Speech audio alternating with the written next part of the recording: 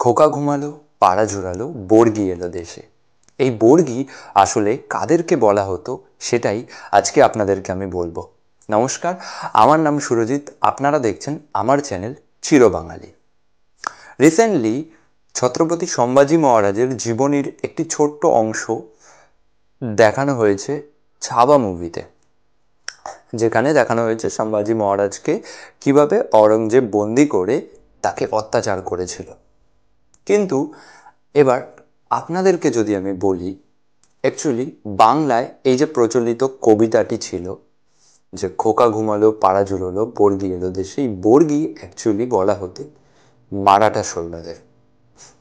শুনে বেশ অবাক হবেন, কারণ অনেকেই এই আসল ব্যাপারটি জানেন না। অ্যাকচুয়ালি ছত্রপতি শিবাজী মহারাজ এবং ছত্রপতি সম্ভাজি মহারাজ ছিলেন স্বরাজ নির্মাণের অন্যতম কাণ্ডারি, যারা এই দেশকে মোগলদের থেকে এবং আরও অন্যান্য বাইরের আক্রমণ থেকে অনেকবার রক্ষা করেছে। কিন্তু এদের দুজনের মারা যাওয়ার পরেই মারাঠাদের যে আধিপত্য ছিল তা ধীরে ধীরে তাদের মধ্যে ভাঙন হয় এবং সবাই বেশ আলাদা হয়ে যায়। এবং এদের দুজনে মারা যাওয়ার পরেই হয়তো মারাঠাদের মধ্যে সেই নৈতিকতা, মানুষের প্রতি সেই ভালোবাসা, সেই ক্ষমা দৃষ্টি হয়তো শেষ হয়ে যায়। ঘটনার সূত্রপাত 1740 খ্রিস্টাব্দে। সেই সময়কার বাংলার নবাব সরফরাজ খাঁকে হত্যা করে বাংলার নবাব হন আলীবর্দী খাঁ, যাকে আপনারা অনেকেই সিরাজউদ্দৌলার দাদু হিসেবে চেনেন। সেই সময় দিল্লিতে মোগলদের অবস্থা ঠিক না হওয়ায় প্রায় 2 বছর আলীবর্দী খাঁ মোগলদেরকে কোনো কর দেয় না, কারণ সেই সময় সবাই দিল্লিকে কর দিত, কিন্তু আলীবর্দী খাঁ 2 বছর প্রায় কর দেয়নি। এইবার ঔরঙ্গজেব এবং মারাঠাদের চুক্তি অনুযায়ী যেই কর নবাবরা দিল্লিকে দিত তার 4 ভাগের 1 ভাগ যেত মারাঠাদের কাছে। কিন্তু যেহেতু 2 বছর ধরে আলীবর্দী খাঁ দিল্লিকে কোনো কর দেয় না, সেই কারণে মারাঠারাও কর পায় না এবং এইখান থেকেই বাংলার বর্গি আক্রমণের একটা সূত্রপাত হয়। আরও একজন ব্যক্তি এই বাংলায় বর্গি আক্রমণের পেছনে ছিলেন, তার নাম হলো মীর হাবিব। মীর হাবিব ছিলেন সরফরাজ খাঁ, মানে যাকে আলীবর্দী খাঁ হত্যা করে বাংলার নবাব হন, তার একজন বিশেষ অনুচর এবং মোগল দরবারের একজন কর্মচারী।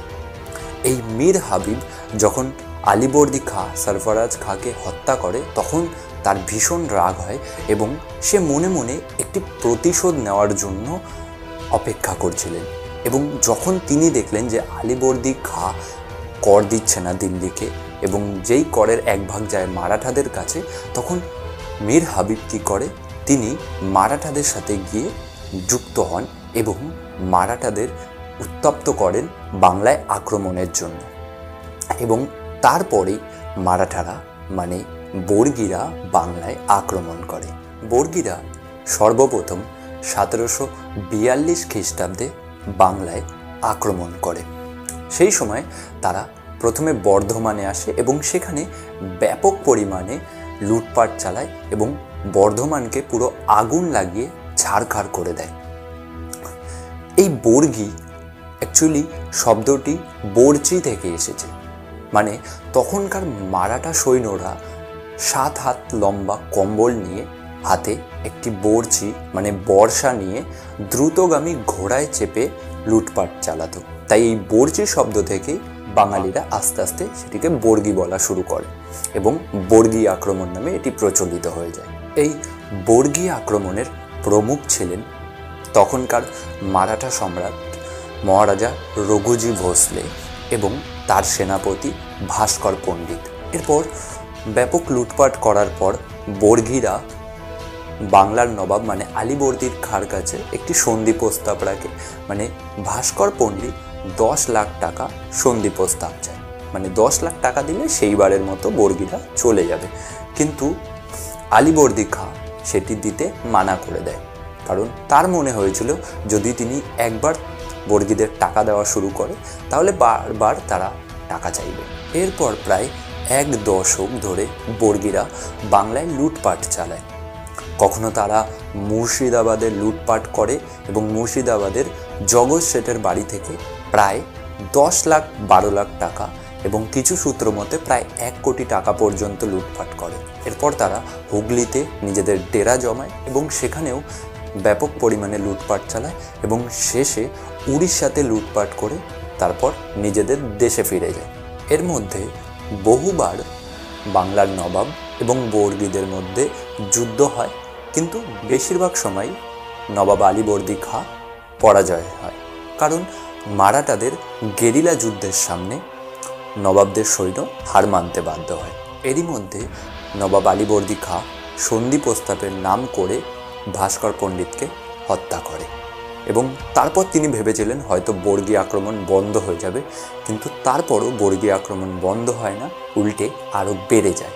অবশেষে 1751 খ্রিস্টাব্দে আলীবর্দী খাঁ এবং রঘুজী ভোঁসলের মধ্যে সন্ধি হয় এবং সন্ধি চুক্তি অনুযায়ী আলীবর্দী খাঁ 12 লাখ টাকা রঘুজী ভোঁসলেকে দেয় যৌথ হিসেবে এবং তার পাশাপাশি উড়িষ্যায় শাসন ব্যবস্থা নেয় মীর হাবিব।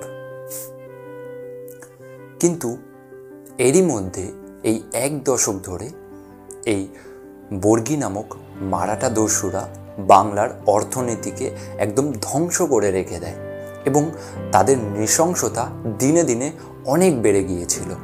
তারা যেই গ্রামেই ঢুকতো সেই গ্রামকে জ্বালিয়ে পুড়িয়ে ছারখার করে দিত এবং সেই গ্রামের বেশিরভাগ মানুষকেই তারা মেরে ফেলতেন এবং তাদের হাত থেকে পর্যন্ত মহিলারাও বাঁচত না। বহু মহিলা এই মারাঠা দস্যুদের হাতে ধর্ষিত হয়েছিল এবং সবথেকে খারাপ লাগার যে ব্যাপারটা, এই মারাঠা দস্যুরা হর হর মহাদেবের ধ্বনি দিয়ে এই সব কাজ করে বেড়াতো। এই ছিল 1 দশক ধরে বাংলার ওপর চালানো মারাঠা দস্যুদের বর্গী আক্রমণ। এটাই আসল সত্য এবং বাঙালি হয়ে আমি এই কথাটি বলতে কখনো ভয় পাবো না। এবং যদি আপনাদের এই ভিডিওটি ভালো লাগে অবশ্যই লাইক করবেন এবং কমেন্ট করে বলবেন আপনাদের কি মতামত। এবং যদি ভিডিওটি ভালো লাগে তাহলে অবশ্যই শেয়ার করে দেবেন বেশি বেশি করে বন্ধু এবং ফ্যামিলির মধ্যে, এবং তার পাশাপাশি এরকম ভিডিও দেখতে এখনই চিরবাঙালিকে সাবস্ক্রাইব করে দিন। আজকের মতো চলি, আবার আসবো এরকমই একটি নতুন ভিডিও নিয়ে।